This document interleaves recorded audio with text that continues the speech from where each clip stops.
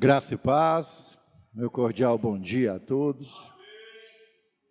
Nós estamos meio de ressaca, né, pastor? Por causa da festa de ontem, né? Comi carne demais, né? Pessoal, hoje nós vamos fazer uma aula um pouco diferente das outras. Esta manhã, eu terminando de preparar a aula, resolvi dar uma desacelerada nela. Resolvi falar menos. E nós vamos fazer consultas bíblicas. Então, você abre aí logo no livro de Ezequiel. Nós vamos ler algumas passagens, porque esse tema, ele é um tema complexo. Não é uma aula fácil, de entendimento mais difícil. Primeiro, porque é de escatologia, que é o estudo do fim dos tempos, né? É de uma visão. E há uma divergência doutrinária bastante significativa entre os estudiosos. Por exemplo, se nós formos, nós vamos ver isso em detalhes, mas eu quero passar aqui já uma panorâmica para vocês.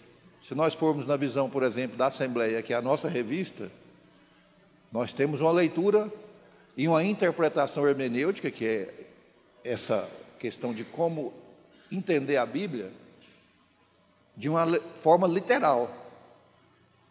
E se nós formos para o presbiteriano, nós vamos ter, por exemplo, uma leitura que, ao ler Apocalipse 20, que fala da segunda vinda do Messias, que fala, enfim, da visão de Ezequiel, da questão estritamente escatológica, né, que é o estudo do fim, ele já faz uma interpretação meramente simbólica e não literal. E isso vira uma confusão na cabeça da gente, por isso que eu resolvi me aportar na Bíblia, num porto seguro. E eu tenho aqui, além da visão presbiteriana e da visão assembleiana, uma visão da minha Bíblia, que eu tenho um tempo que eu já estudo nela. Então, nós temos pelo menos 3 interpretações aqui. A da Bíblia, ela é ligada mais à visão assembleiana, que difere da presbiteriana, especificamente em Hernandes Dias Lopes. Nós vamos ver isso em detalhes. Mas o que eu fiz? Ao invés de eu ficar falando aqui 50 minutos, e às vezes até aprofundar mais um pouco, nós vamos desacelerar a aula e vamos ver mesmo que conceitos básicos, porque o objetivo aqui, eu costumo falar, é não fazer careta para cego. Não adianta eu querer aqui, ficar aqui 50 minutos falando, complicar e aprofundar, e o nego chegar no final da aula e falar assim, tá, mas o que eu aprendi? E eu poderia fazer isso, mas esse não é o objetivo da aula de hoje. Então nós vamos ler Bíblia, e vamos focar na Bíblia, principalmente os pontos mais divergentes, que é antagonismo completo mesmo, do ponto de vista interpretativo. Mas antes de começar na leitura, quem quiser separar aí, as primeiras leituras, para quem já quiser, eu já separei aqui para não perder tempo, Ezequiel 1, Ezequiel 8 e Ezequiel 43, são os primeiros 3 textos. Quem já quiser começar a preparar, eu gostaria que vocês acompanhassem via leitura da Bíblia. Como de costume, nós vamos falar do texto áureo. O texto áureo é Isaías 6,3. E clamaram uns para os outros, dizendo, Santo, Santo, Santo é o Senhor dos exércitos, toda a terra está cheia da sua glória. Esse texto é texto áureo porque nós vamos ver daqui a pouco, mas eu quero passar aqui para vocês já entenderem o que vai ser a aula. Ele fala da volta. E nós vamos ver que a terceira visão de Ezequiel é a volta. Ele teve 3, nós vamos estudar isso. A volta é que o Santo, Santo, Santo voltou a habitar entre nós.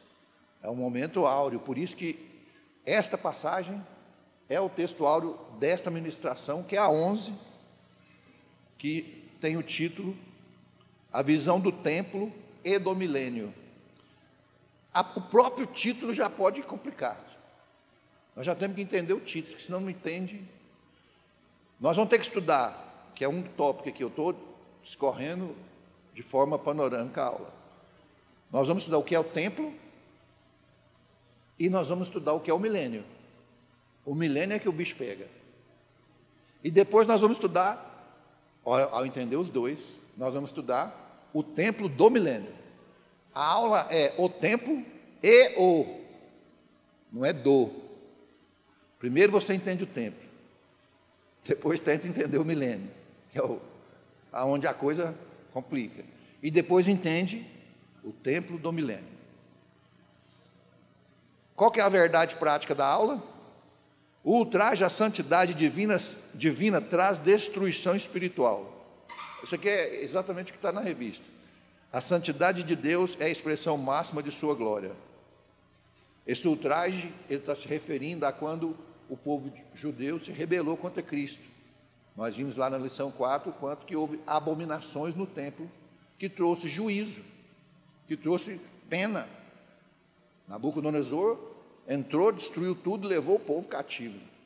Por quê? Porque houve idolatria, porque houve uma série de abominações horríveis dentro da casa de Deus. Os objetivos da lição são 3: mostrar a revelação de Ezequiel após a restauração.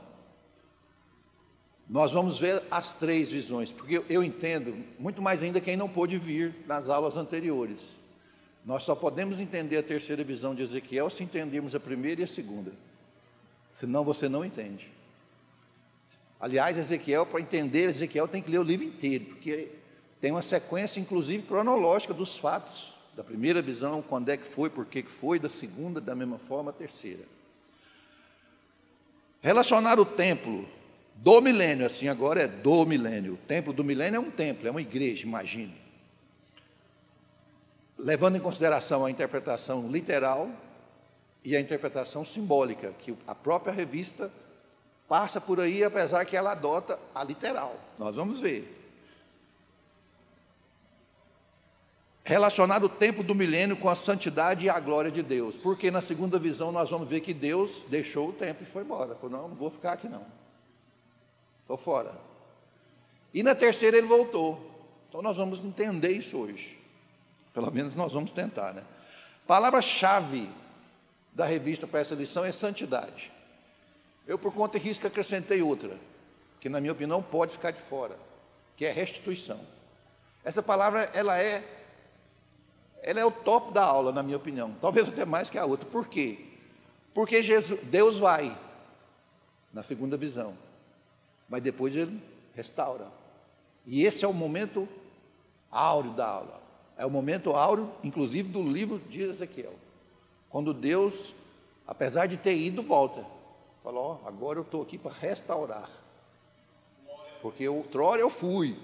Porque vocês cometeram abominações dentro do templo. Mas agora eu voltei. Em honra, e glória e santidade. Ponto. Antes de entrar na aula propriamente dita e nas leituras que eu apontei, nós vamos dar uma voltadinha na aula anterior, na lição 11. Para quem tem revista, na página 74 está escrito assim, ó: desde quando Israel voltou perguntando, desde quando Israel voltou a ser um Estado soberano? Isso aconteceu em 1948, para quem gosta de história. Em 1948, foi quando foi de fato criado, na era moderna, claro, o Estado de Israel. Até então Israel, que nós conhecemos como diáspora, o povo judeu estava espalhado, eles não tinham uma nação. Eles tinham um povo, mas não tinham um território.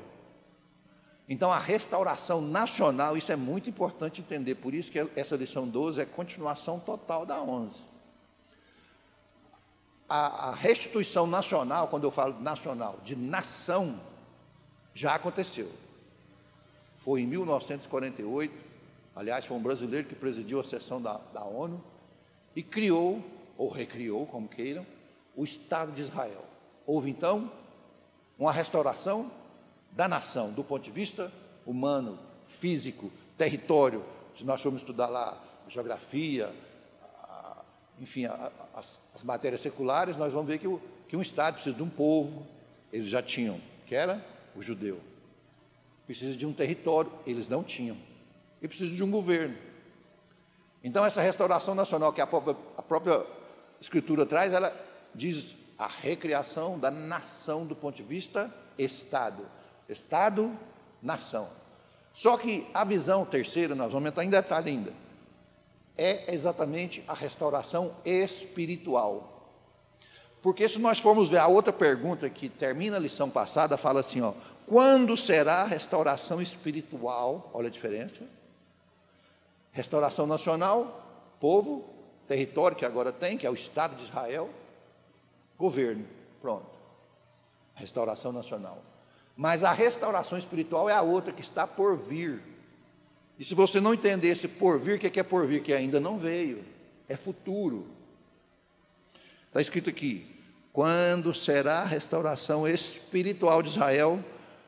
Olha a resposta, quando o Espírito de graça e de súplia vier sobre os judeus, não veio, vier, aí ocorrerá a restauração espiritual do povo de Israel.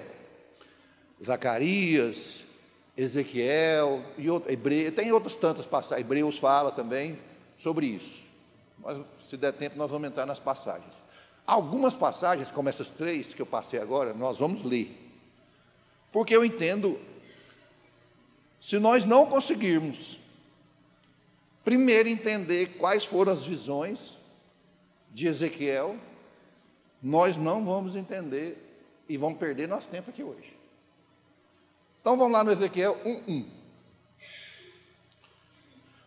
Fala até o dia, ó, no 30º ano do 4º mês, do 5º dia, aconteceu que, estando entre os cativos, junto ao rio Quebar, dos céus se abriram, e eu tive visões. Essa aula foi eu que dei, foi a 4, salvo engano. A visão na beira do rio foi uma visão. Por que foi visão? Porque ele pegou Ezequiel, que estava cativo lá na Babilônia, levou lá para o templo de Israel e mostrou para eles, está vendo o que o meu povo está fazendo dentro da minha casa? Traição, esse é o nome. A mesma coisa de entrar aqui e conspurcar o templo, foi o que eles fizeram. E nessa visão aqui, Ezequiel viu aquela lambança, e também previu que pouco tempo depois, o que de fato aconteceu, a destruição do templo. Nós ainda vamos estudar aqui ainda hoje o que é o templo, até isso, mas vamos por partes.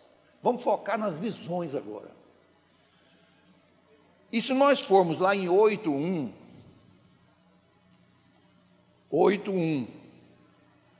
essa primeira visão, olha a cronologia para você entender o quanto é importante isso. Segundo o autor da Bíblia, minha aqui, essa primeira visão aconteceu no ano 595 antes de Cristo. A segunda visão, que é o capítulo 8, aconteceu em 594. Ezequiel cativo teve a visão. Aí fala de novo, ó, só que a segunda agora. A primeira visão foi um chamado, é bom entender isso. A primeira visão ele foi chamado, eu quero que você seja profeta, e você vai dizer o que eu vou te mostrar. Primeiro que você é o meu profeta para os exilados e as pessoas que estão à sua volta. Tanto é que se a gente for estudar, os demais sacerdotes, os demais, enfim, membros do povo judeu que tinham essa ligação com a nação santa, e, enfim, eles se reportavam a Ezequiel na época, porque ele tinha profecias a dizer, como de fato disse, vai ser destruído por conta das lambanças que vocês estão fazendo. E ocorreu. Então chamou Ezequiel. Depois lá no rio Quebar, ele falou assim, ó, vamos ler. Aconteceu que no 6º ano, ó, até no dia, ó, no 6º mês, no 5º dia, quando eu estava sentado em minha casa, não mais lá no rio Quebar, e os anciãos de Judá se assentaram diante de mim, e ali caiu, ó, juízo, caiu a mão do Senhor. O que é isso? Pena, porrada mesmo. E se nós formos em Ezequiel 11, 23, que eu quero que vocês abram, 11, 23, olha a segunda visão, tem que entender isso aqui. Primeira visão, chamamento. Vem Ezequiel, você será meu profeta. Ezequiel 11, 23, e a glória do Senhor subiu no meio da cidade, e se pôs sobre o monte que está ao lado oriental da cidade. Lá na frente nós vamos ver, a porta oriental do templo, Deus saiu e depois, na terceira visão, Deus voltou pela mesma porta.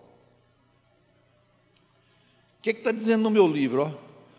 Quando ele fala aqui, ó, em meio da cidade, pôs sobre o monte, segundo o autor meu, da minha Bíblia, a montanha que está ao lado oriental da cidade é o Monte das Oliveiras.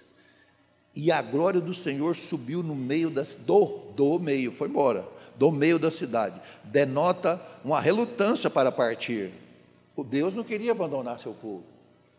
Mas o povo cometeu tanta asneira que ele falou assim, não, eu vou ter que castigar. Eu costumo dizer, é uma das conclusões, me permito adiantar, Deus nunca foi bonzinho.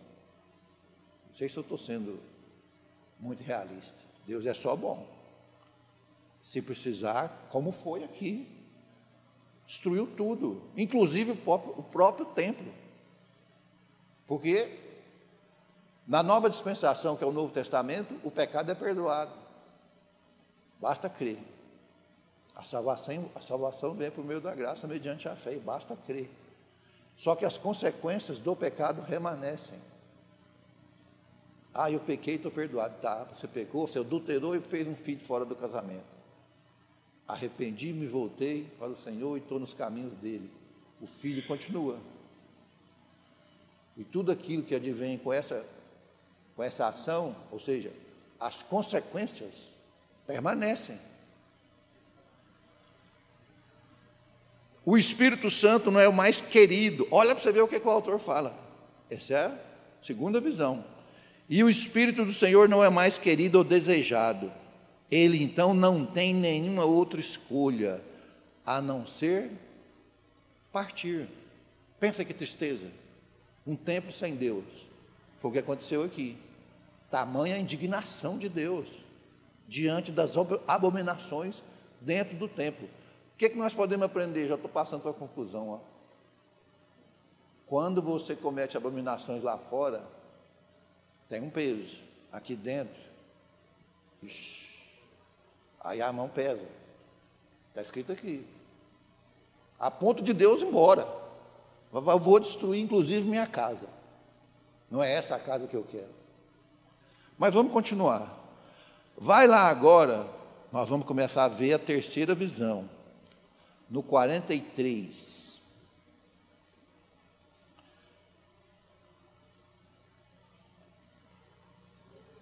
Acharam aí?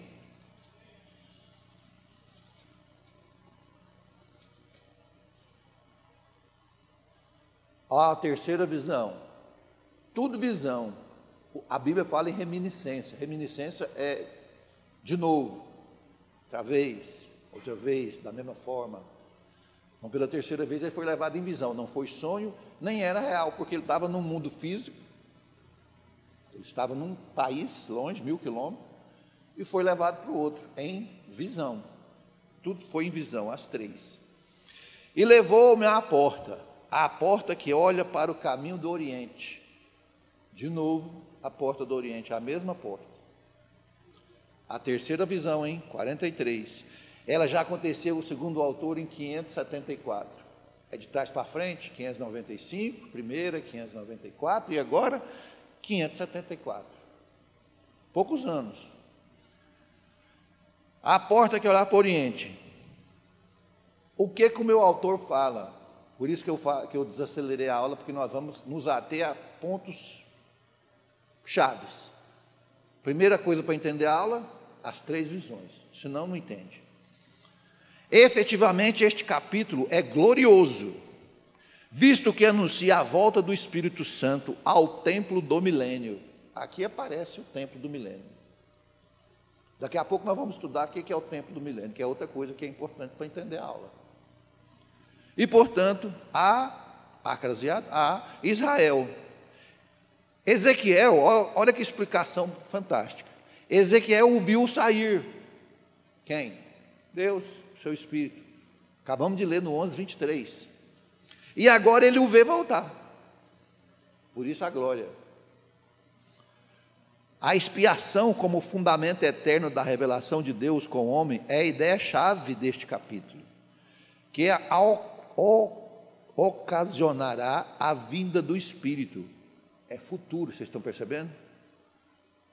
É futuro. Nós não chegamos. Isso é uma era messiânica do porvir. Ainda não chegou.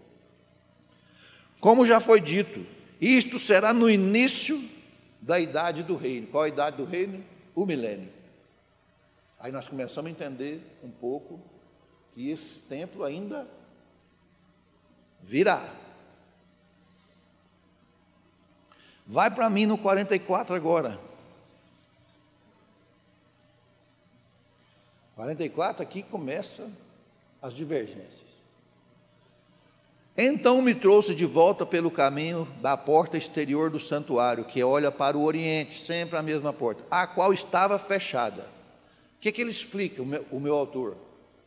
Visto que o Messias entrou em seu palácio. Quem é o Messias?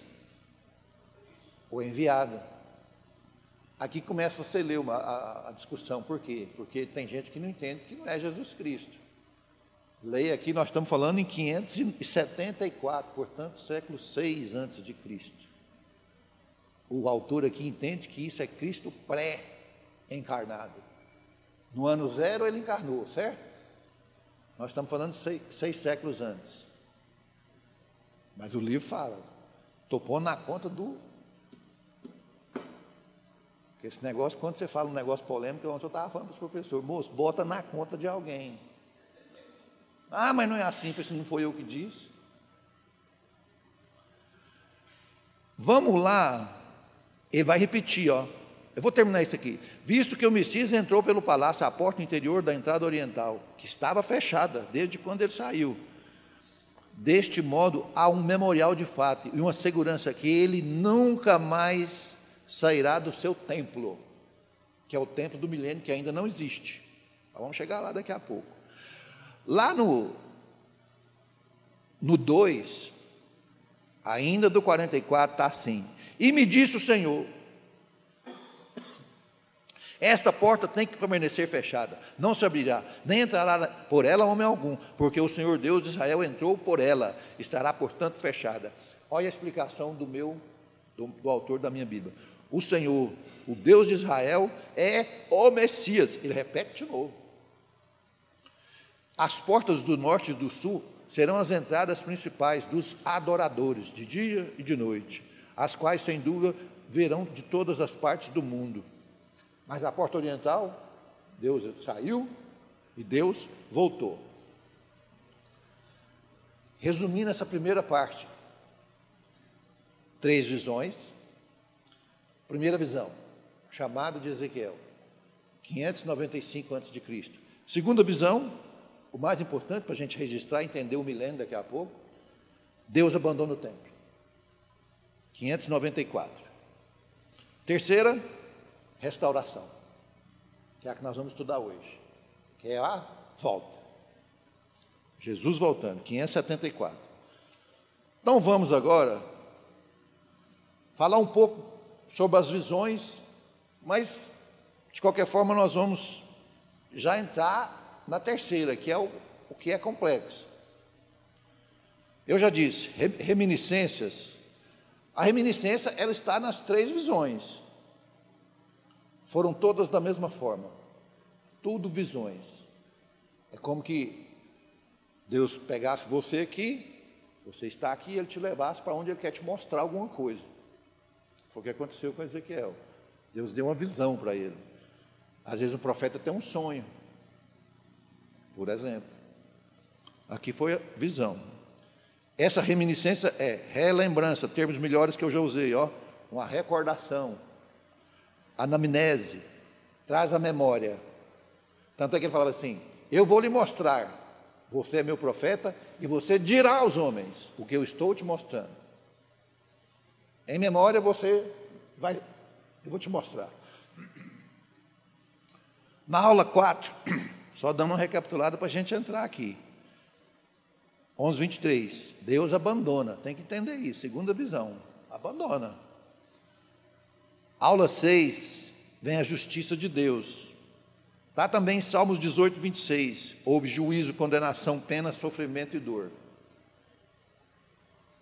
Por quê? Porque ele permitiu que um povo, para quem gosta de história, mega violento, entrasse e decapitasse, e os que eles não matassem, eles levavam cativo e falavam assim: agora você vai ter que falar meu idioma, aqui é do meu jeito, eu que mando, e você vai fazer o que eu fizer, o meu Deus você adora, e o seu Deus, se você adorar, eu te mato. Pena dura. Duríssimo, aliás, né? Mega, né? Então tá, aula 11. Após a restauração completa, o que é restauração completa? Vamos buscar o que nós falamos no início da aula. A lição anterior fala de restauração completa, sim, do ponto de vista nação, território, povo, governo, que já aconteceu em 1948, e está dizendo aqui, após a restauração completa. É após, ó, tudo é futuro, ó, veja. Por quê? Porque o milênio não chegou, e nem mesmo o templo do milênio. O próprio livro de Ezequiel descreve o templo em todos os seus detalhes, centímetro a centímetro. Mas esse templo ainda não existe, assim como o milênio que nós estamos falando da terceira visão de Ezequiel também não existe, porque ela é por vir. Vou ler aqui, isso aqui é muito importante. Após a restauração completa da nação de Israel, não só do ponto de vista Estado, território, povo, governo, mas a restauração espiritual, o novo templo e o novo milênio será, futuro de novo, hein? Será estabelecido a partir de uma nova dispensação. É o que a revista fala. Então, nessa visão, nós podemos ter uma conclusão interessantíssima, que só depois de estudar muito que eu tive segurança para dizer isso aqui. Essa dispensação e essa terceira visão, ela é direcionada ao povo de Israel, especificamente ao povo de Israel. Por quê? Porque nós vamos ver daqui a pouco, segundo essa leitura literal, que é da revista, que é da Assembleia, que é de tantos outros,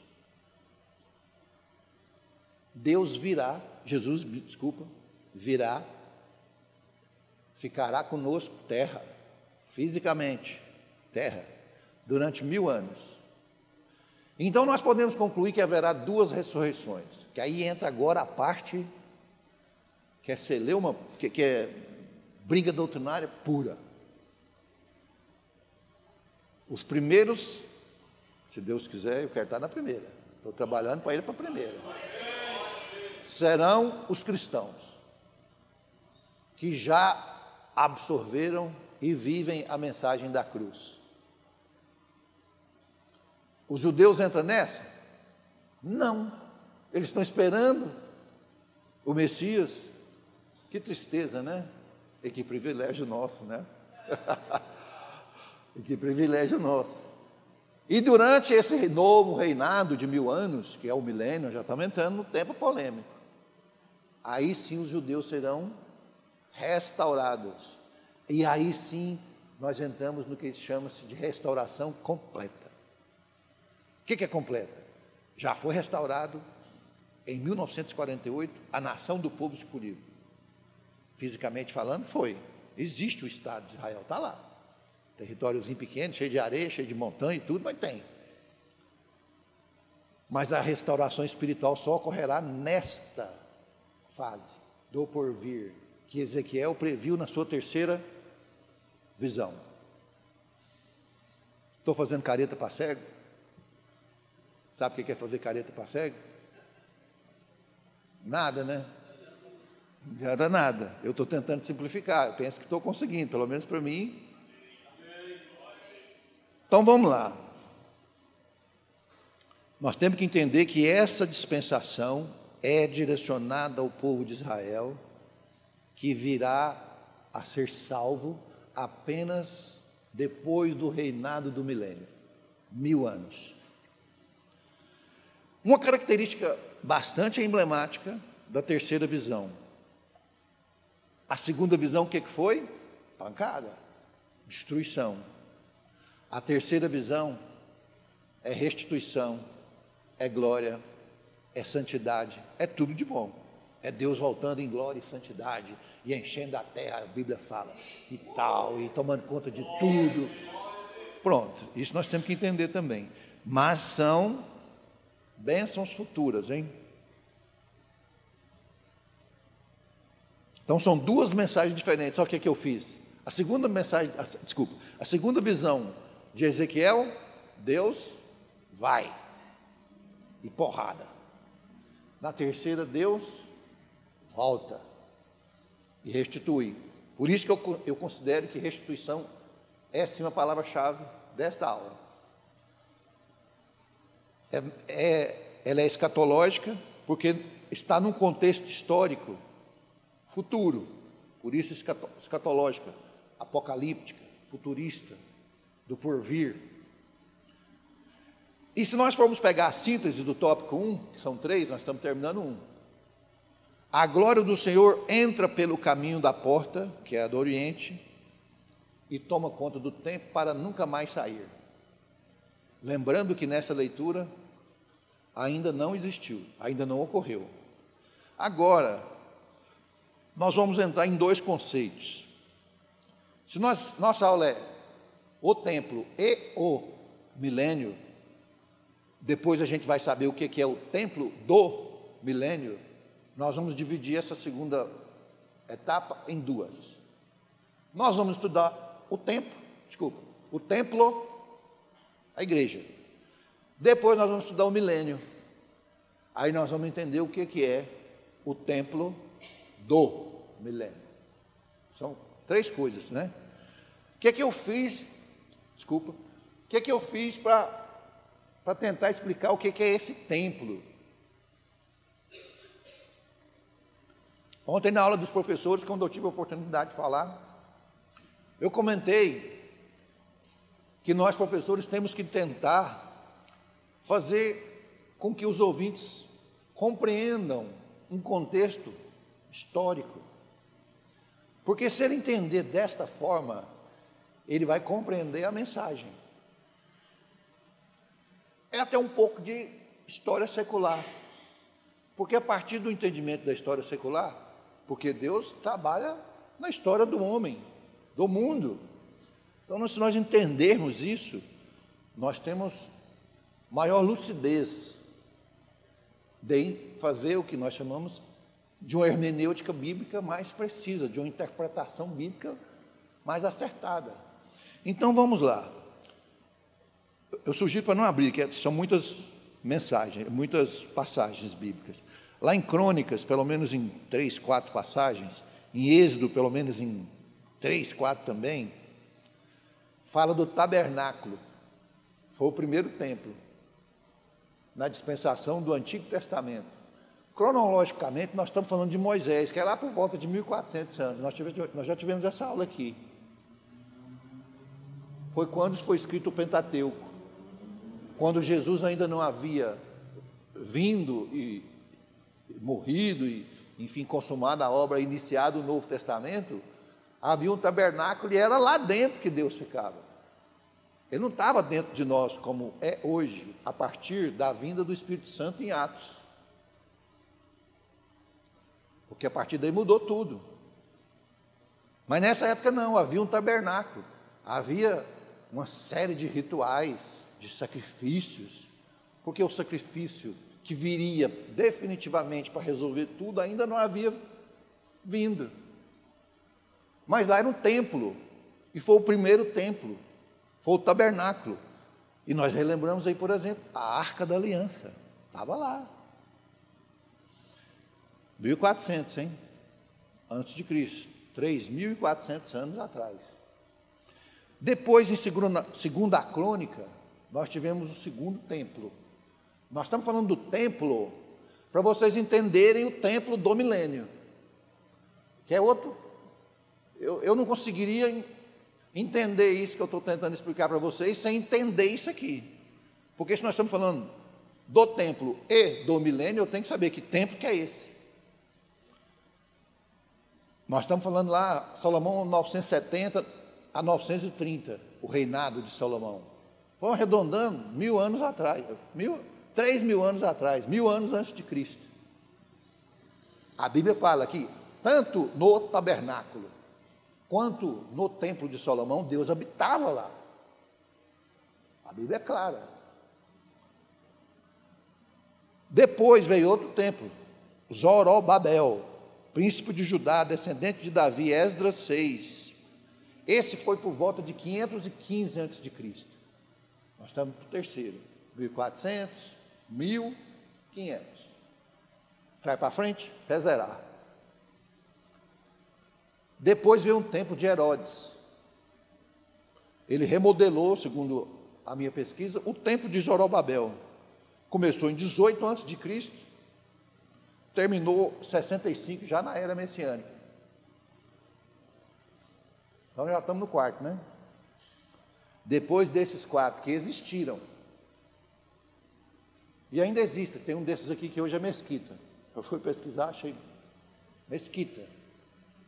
Lá é Maomé, lá é Alá. E aí sim nós vamos entrar no tempo do milênio.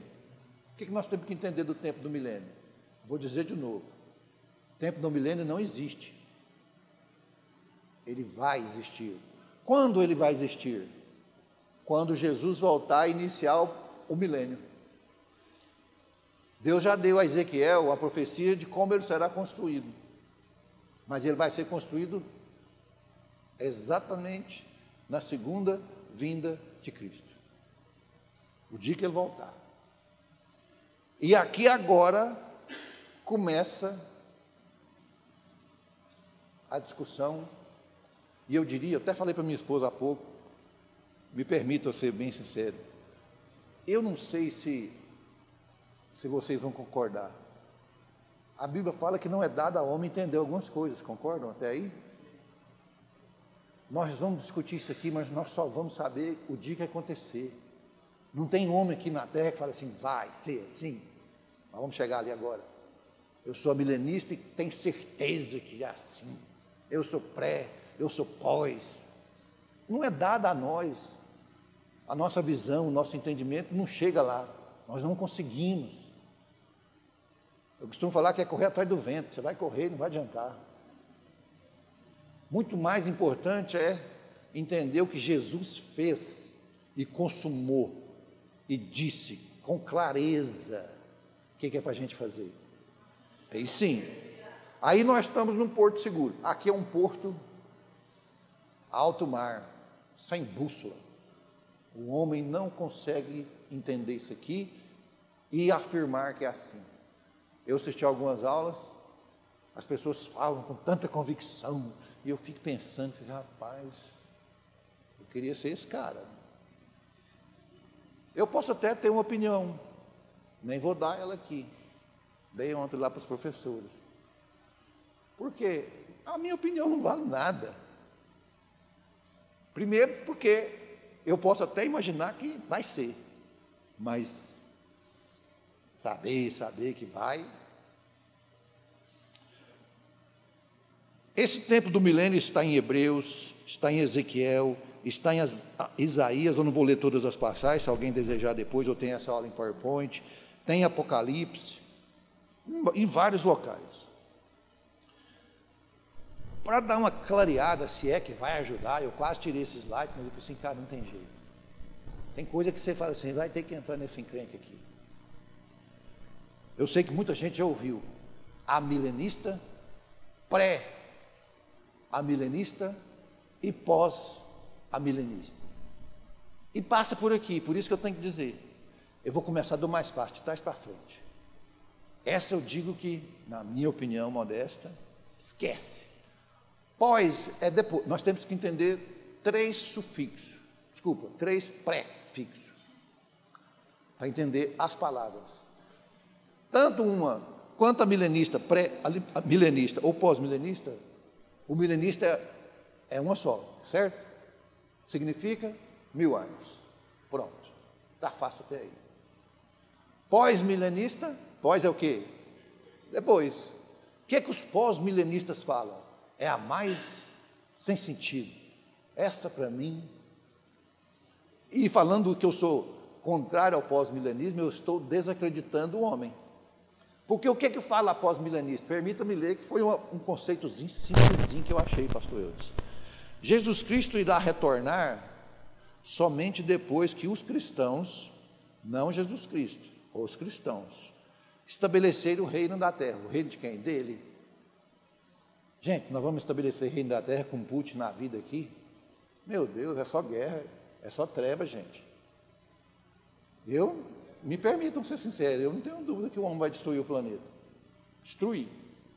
Aliás, já está. Daqui um dia nós vamos guerrear por água, com toda certeza. Então o homem não vai conseguir fazer isso. Isso é um concerto com C, que eu costumo dizer, essa palavra é bastante interessante, numa visão bíblica histórica, esse concerto de ser de harmonia, da terra viver em harmonia com Deus. Isso não vai ser feito pelo homem, que é o que os pós-milenistas estão dizendo. Eu não acredito que nós sejamos capazes de fazer isso por nós mesmos, como eles alegam. Não, Jesus só vai voltar quando tiver tudo redondo. Não vai nada.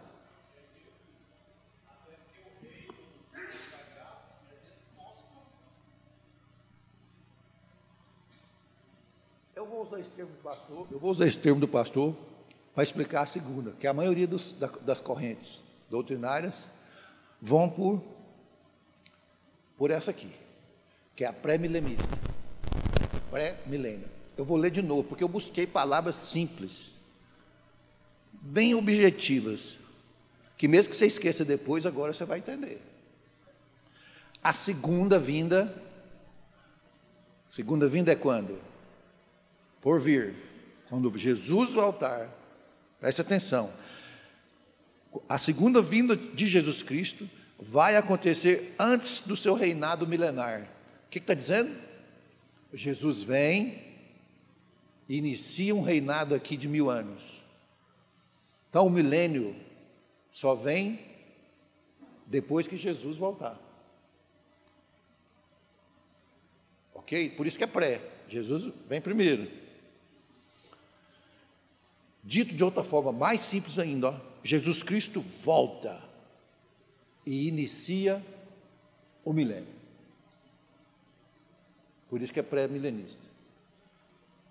Nesse aspecto aqui, eu estou numa interpretação assembleiana, que nós vamos entrar nos detalhes daqui a pouco, e dizendo, Jesus vem, acontece o que nós sabemos, que ele leva a sua noiva, a igreja, salva. E nestes 1000 anos, por isso que a visão de Ezequiel é para os judeus, ele efetua, durante o seu reinado de 1000 anos aqui na terra, a sua restauração espiritual de Israel. Por isso que a segunda vinda de Jesus, e ao iniciar o milênio, para os que fazem a leitura de Ezequiel de forma literal, é destinada ao povo judeu. Vou adiantar um pouco, que eu acho que casa bem nesse momento dessas palavras que eu estou dizendo. Haverá, portanto, nós vamos chegar lá daqui a pouco, mas duas ressurreições. Olha que complicado. Uma da igreja, que vai acontecer, Jesus veio, pronto.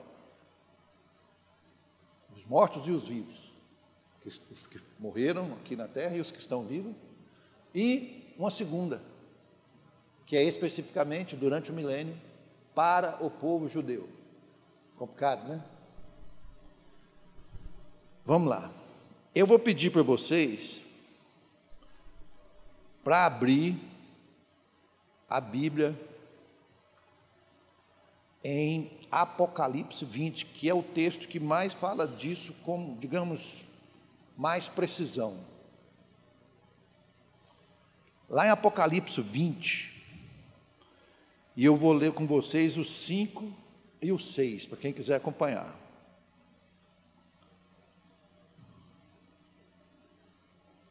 Olha o que ele fala aqui, eu vou ler na Bíblia o que eu acabei de dizer. Mas os outros mortos não reviveram, até que se completem os 1000 anos. Olha o que o meu autor fala. Corresponde a todos que não são convertidos.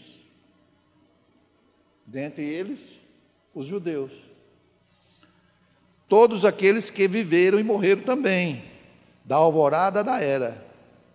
A alma e o espírito destas pessoas já estão no inferno. Olha para você ver, aí fala de Lucas, aí não vamos entrar em detalhe. E a Bíblia fala assim: esta é a primeira ressurreição. E olha a explicação do autor, que bota a cara a tapa para valer aqui.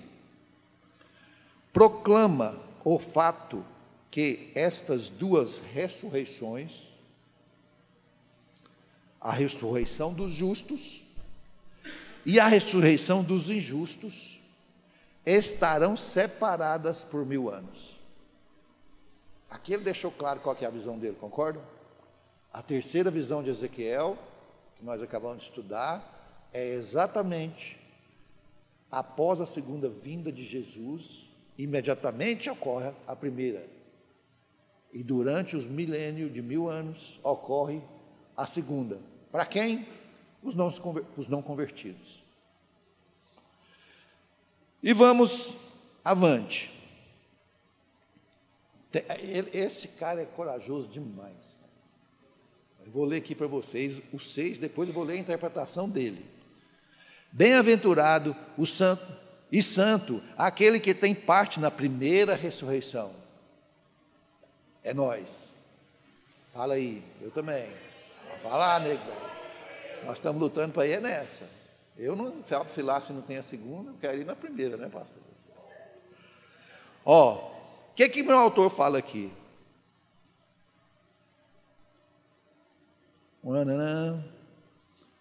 Proclama o fato das duas ressurreições.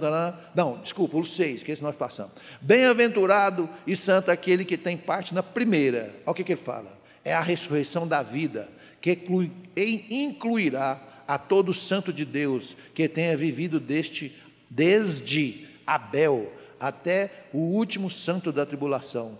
Todos receberão corpos glorificados.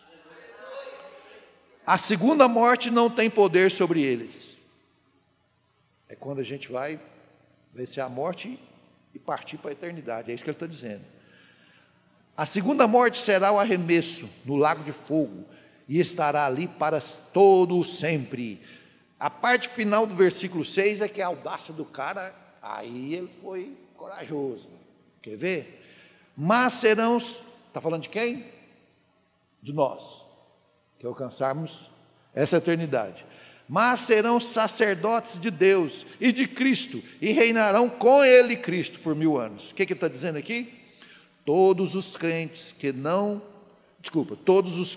que têm parte na primeira ressurreição, ao mesmo tempo servirão como mediadores, por assim dizer, entre a população do mundo, que vai ter, durante o milênio, a possibilidade de também ser salvo, certo?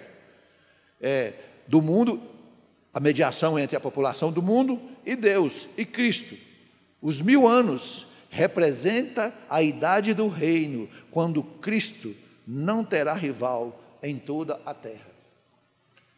O que ele está dizendo aqui? Que ele é pré-milenista. Óbvio. Cristo vem, imediatamente faz a primeira ressurreição, leva os cristãos convertidos, e durante o reinado de 1000 anos, outros tantos poderão vir. E nós seremos mediadores de Cristo aqui neste período. Agora vamos ver o terceiro. Amilenista. Vou ler de novo, porque foi a forma mais simples que eu encontrei de dizer em poucas palavras. Amilenista. Rejeição ao pré-milenismo. Rejeição da crença de Jesus Cristo. Eles não acreditam que terá um reinado físico, literal, na terra, durante 1000 anos. O que é o amilenista? Eu posso entender, quando eu digo, pastor Eudes, que Cristo reside aqui, eu já estou caminhando para uma teoria. Não sei se vocês conseguem enxergar. Mas vamos lá. Vamos continuar. Agora nós vamos tentar melhorar um pouquinho o que nós já dissemos e falar só do milênio, que é onde gera as controvérsias. É aqui. Ninguém discute que o novo templo será assim, será assado, porque as medidas são claras no livro de Ezequiel. O templo será construído pelos judeus do milênio, aqueles judeus que na época do porvir perceberão que Jesus Cristo é o Senhor, e aí sim seguirão as suas determinações durante o milênio e irão reconstruir o templo. Isso ocorrerá quando? Após a segunda vinda. Eu ontem fiquei até mais tarde e hoje cedo procurando o que a Batista fala sobre isso. E olha que eu procurei na internet, viu? Porque daqui a pouco eu vou falar a visão do presbiteriano e do assembleiano. Na verdade, do assembleiano nós falamos muito aqui, porque é da revista. E daqui a pouco eu vou falar do presbiteriano. Mas eu não achei de forma assim, como eu encontrei dessas outras, um da revista e o outro do Hernando Dias Lopes, que é presbiteriano, lá em Minas, se não me engano, é isso? É uma visão batista. Encontrei um livro, até mandei para minha esposa, que tem cartão virtual, que não tem perigo de comprar livro pela internet, Jeffrey D. Johnson. Ele é ligado à Igreja Batista. Vou comprar esse livro, pastor, até para a gente aprofundar um pouco nisso. Os 5 pontos do milenismo. Aí sim, escrito por um batista. Aí nós vamos ter uma leitura, uma interpretação hermenêutica batista. Mas assim, dando uma olhada na internet rápida ali no Google e tal, eu não encontrei assim, como foi fácil encontrar da presbiteriana. Então vamos lá agora tentar dizer tudo que nós dissemos, só que agora focado no milênio, que é a grande dificuldade aí de entender esse milênio. Tem ou não tem 1000 anos? Então vamos lá. De novo, ó, nós temos que entender. Na lição anterior, com certeza o professor falou sobre a restauração nacional e a restauração espiritual. Em 1948 aconteceu a restauração nacional.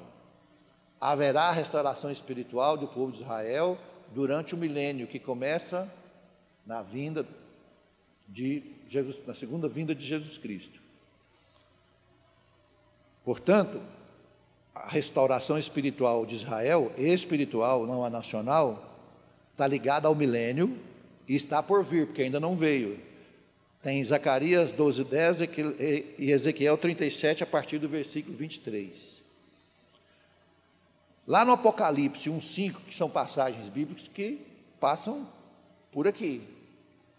Jesus Cristo desce à terra, desce aqui fisicamente, na terra física, nossa terra, e reina por 1000 anos. Apocalipse 20, a partir do do versículo 1. E neste milênio, 1000 anos, haverá restauração espiritual. De quem? Dos não justos, dos não levados pela primeira ressurreição. Presta atenção nisso aqui. Aqui há uma era messiânica. O que é Messias? Enviado. Que será marcada pela presença real e literal de Cristo. Ok? Pensa, você conviver aqui com o próprio. Ezequiel 43, 10, 11 fala: o templo será construído. Ao templo. Agora estou falando de verbo. Será. Os outros templos, Zorobabel, Salomão, Herodes, tabernáculo, tudo já existiram. Esse aqui ainda não. Quando é que ele vai ser reconstruído? A partir da segunda vinda de Jesus Cristo. E aqui ainda fala que é pelos judeus, que viverão de novo, futuro, ao tempo da restauração final. Escatologia pura, né? Vamos lá de novo. Milênio. Nós estamos falando sobre milênio. Para você entender o que é milênio. A glória de Deus volta ao templo. Nós não dissemos que a primeira visão de Ezequiel, chamado dele, segunda visão, vai ter punição. Eu vou embora desse lugar, que isso aqui não é para mim. E eu vou destruir tudo. Vocês vão ser levados presos. E ele previu isso antes de derrubar o templo. Antes de Nabucodonosor destruir tudo. Então, a terceira visão é: Deus volta e inicia um milênio. Assim como Deus morava no tabernáculo, morava no templo de Salomão, Deus, nesta leitura do terceiro milênio, no início dela, Deus volta para o templo e habita novamente, porque ele tinha ido embora, agora ele está voltando. Resumindo assim, se você for lá no Ezequiel 8, que foi uma das aulas que eu dei, é assim: Deus abandona o seu povo, parte, e logo em seguida ele restaura. E a Bíblia fala de arrependimento. Por que fala de arrependimento? Ué, é óbvio. Se eu cometi abominações, e Deus é bom, só não é bonzinho, e eu me arrependo, ele fala assim: opa, agora eu vou voltar. Castiguei pesadamente, decapitação, morte, dor, sofrimento, separação de pais e filhos. Pegou os mais inteligentes, que ele era terrível, Nabucodonosor, levou tudo com ele, os mais sábios, não à toa. Mas depois Deus restaura. Por que Deus restaurou? Porque o povo foi levado, sofreu, aprendeu, agora ele volta. É assim que funciona. É aquela velha frase: não vai pela dor, desculpa, não vai pelo amor, vai pela dor. Seu retorno, terceira visão, será somente com a restauração espiritual do povo de Israel, aqui agora, ó, no novo templo, ou no templo do milênio. Rapaz, até eu estou entendendo esse trem agora para valer, sabe? Glória a Deus! Bom, deixa eu passar para vocês. Eu me empolguei aqui, eu tenho quantos minutos? Desculpa, pastor. Passou aí? Eu vou tentar trazer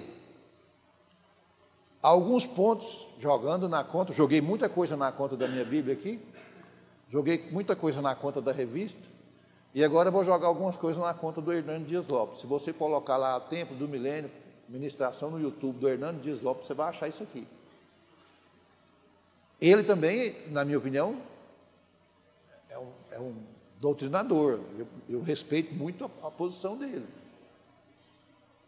O que ele diz? Para fechar a aula: não há no Novo Testamento uma interpretação literal que de fato haverá o templo do milênio, a não ser, segundo ele, em Apocalipse 20, de 1 a 5. Primeira observação, que ele rechaça e não concorda com esse milênio. Segunda, João 18, 36. Meu reino não é deste mundo. Então por que Jesus vem ficar 1000 anos aqui? Ele, hein, gente? Ah, eu não concordo. Vai discutir com o Hernando. Não há preeminência dos judeus. O que é eminência? Vossa eminência é importante.